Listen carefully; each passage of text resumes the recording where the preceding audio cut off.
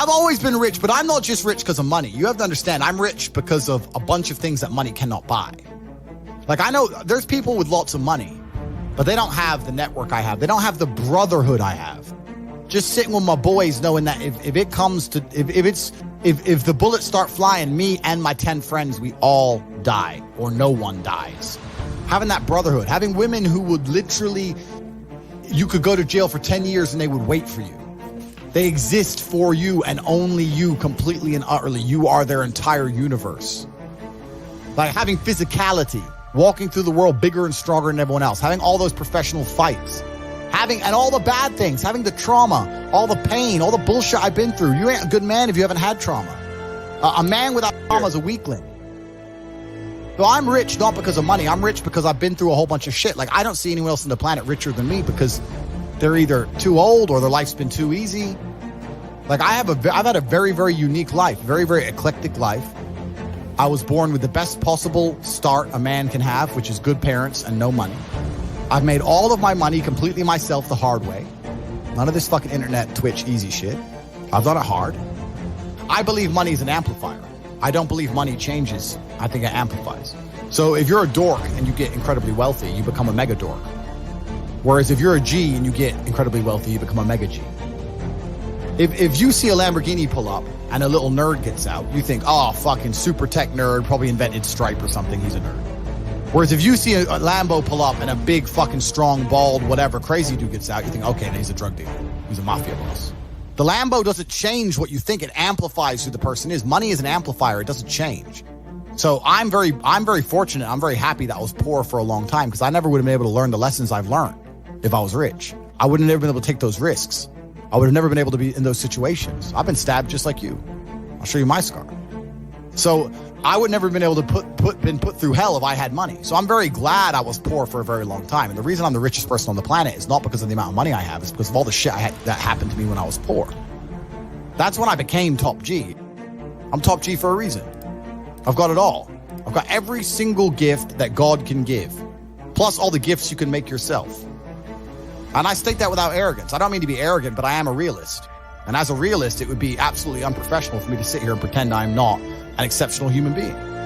Because I am. And a lot of those things I did myself. And some of them were God-given. But the ones that weren't God-given was because I put myself through hell. I put myself through hell because I decided to throw comfort away. For 10 years of my life, I was never comfortable. Wow. Never for a second. If you were born 100 years ago and it was the 1920s, you'd be in some ditch in northern France, living in the fucking mud, hoping not to get killed by a random sniper in some bullshit war you barely understand for 4 years. Then you'd come home and hope your wife hasn't been bombed. That's the world. The world has become exceptionally easy for a lot of men. It used to be a different place. Most men were cannon fodder. Most of us would have ended up in wars, dying for fucking no reason. Damn. Now we don't have to do that. So because we don't have to do that, men think it's okay to just become comfortable now. You're not supposed to be comfortable. You were never evolved to be comfortable. You're supposed to be uncomfortable. If you make yourself uncomfortable constructively, it's very easy to be anything you want. You talk about GTA, Grand Theft Auto. I know the game. I find it amazing that people will sit there and spend all their time upgrading that character, making as much money as they can, getting the best guns, getting strong, getting some hoes, meeting important people, getting the best car. They'll do all that in a game, but they won't do it in real life. I find that incredible. Like, my life is GTA. I don't need to play a game for GTA. If I want a gun, I'll fucking buy it. If I want a car, I'll fucking buy it. I want a bitch, I'll get her. It's me. I am GTA. I don't see why people play the games. They play the games because they're scared of loss. Because if you die in the game, you get another chance. If you lose in the game, you get another chance. In life, you get one shot.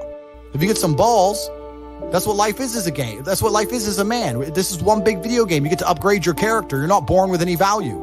All these women that you just put me on with are born with value. They're pretty already. They're gorgeous already. They're good looking enough. Even if they're a 5, someone's going to give a shit they exist because someone wants to fuck them. As a man, if you don't make yourself valuable, you have no value. You have to get up and do it.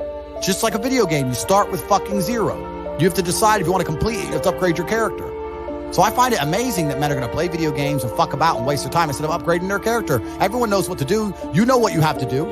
If you had to become the most dangerous, intelligent, respectable man on the planet, you know you're supposed to go to the gym.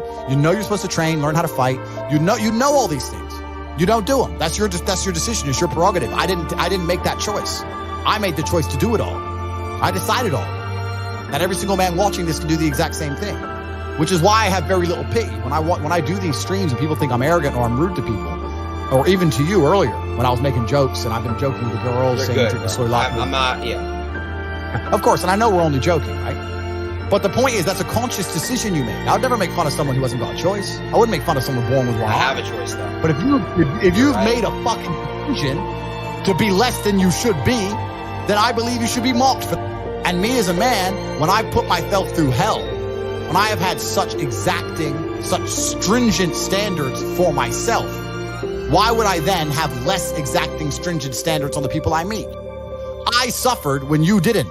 So you're not my equal because you decided not to suffer. You have enjoyed comfort when I haven't, and that's fine, but don't expect me to look at you as my equal because you're not. I'll snap your fucking neck. When I tell people that you are the sum of the 5 people you spend the most time with, everyone agrees. They go, yeah, that's probably true. The 5 people you spend the most time with, that's what you're going to end up like. They say, yeah, that's true. And then they continue to hang around with people who they don't want to be. Why? There has to be a point. There has to be a point where you sit and go, okay, you're my friends, etc., etc. I love you guys. Yeah, we can talk, whatever. But I'm on a different life path. You have to leave some people behind. You wouldn't want to be, if you were to come hang out with me and you were in a room with me and my 5 friends, you'd feel self-conscious.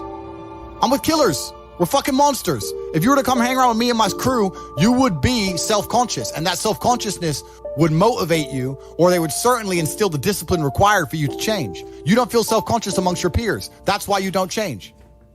If you were to get in a room and you're the only person who ain't a fucking monster, you'd want to become a monster. That's life. That's humanity.